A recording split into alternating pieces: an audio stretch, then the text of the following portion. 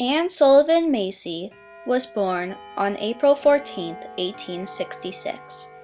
Her parents, Thomas and Alice Sullivan, were immigrants from Ireland who settled in Feeding Hills, Massachusetts.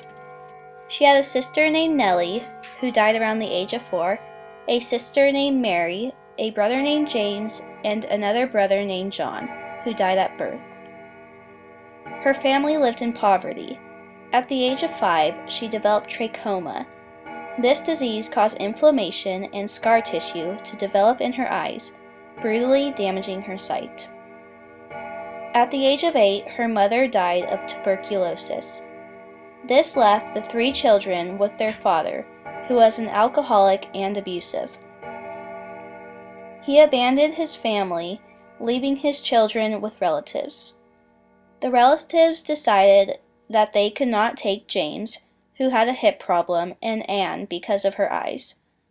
They were sent to the almshouse in Tewksbury, Massachusetts. This was a terrible time for Anne, so she did not write much about it.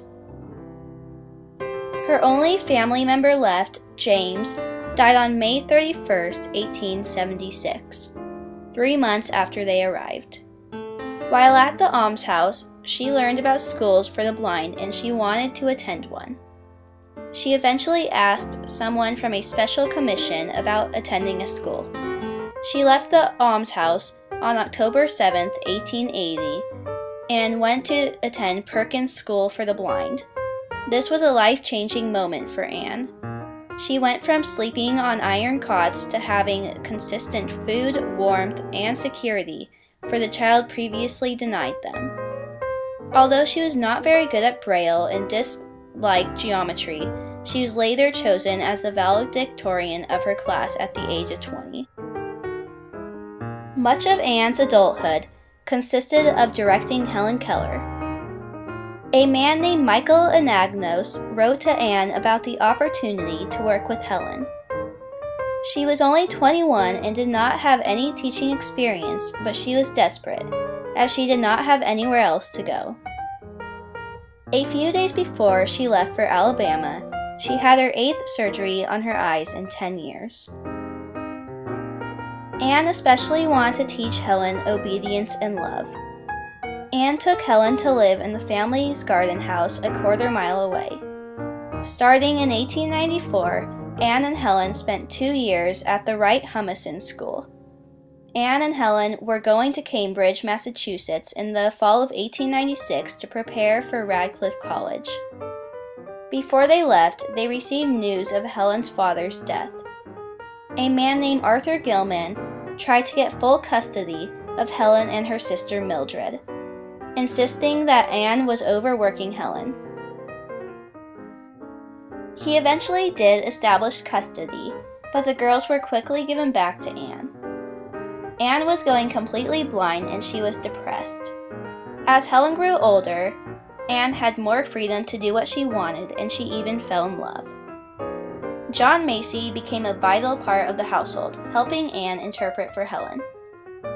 Anne was engaged to John in December of 1904. Starting in 1909, Anne and John's relationship began to fall apart. They spent a lot of time away from each other, and in 1914, Anne received a letter that John wanted a divorce, but Anne declined it. This was a tough time for Anne. They eventually ended their marriage. She also found out that she had tuberculosis, which is the same disease her mother died from years earlier. At this time, it was not as severe as the time when her mother had it. In 1924, Anne and Helen began to work for the American Foundation for the Blind. Anne's vision continued to worsen, and the pain increased. It got to the point where Helen had to write Anne's letters because she could not see. In 1929, Anne had her right eyeball removed. By June 1934, Anne had virtually no sight left, but the doctors said that they couldn't improve her sight until her general health was better. She later had 3 more eye surgeries, but they were not successful. She was diagnosed with coronary tuberculosis and died on October 20, 1936, after spending 5 days in a coma. Anne Sullivan is a huge influence among the deaf and blind community. She received the honorary degree of Doctor of Humane Letters from Temple University and the Order of St. Sava from the King of Yugoslavia. She also became an honorary fellow of the Educational Institute of Scotland. Anne has had a greater influence on the education of deaf-blind students than anyone else. Helen went from being shut out of the world to being completely capable of anything she set her heart to. This would not have been possible if Anne never came to help her. Anne did not even have any teaching knowledge, and she went on to teach Helen everything that she knew. Many teachers would not have accomplished half of what Anne did. She is an inspiration to teachers of deaf-blind students. She gives hope to parents of the deaf-blind that their child can do anything that a hearing and seeing child can do. She is an inspiration to many and will continue to be. Anne Sullivan Macy proves to be a remarkable teacher. She always worked to her fullest potential, and she was determined to accomplish whatever it was that she set out to do. She achieved what others were not able to. She overcame many struggles throughout her childhood and her adulthood, but she did not let them stop her. The work she did with Helen Keller was outstanding. She was able to complete more than many other teachers of her time did. Anne's legacy will live on forever.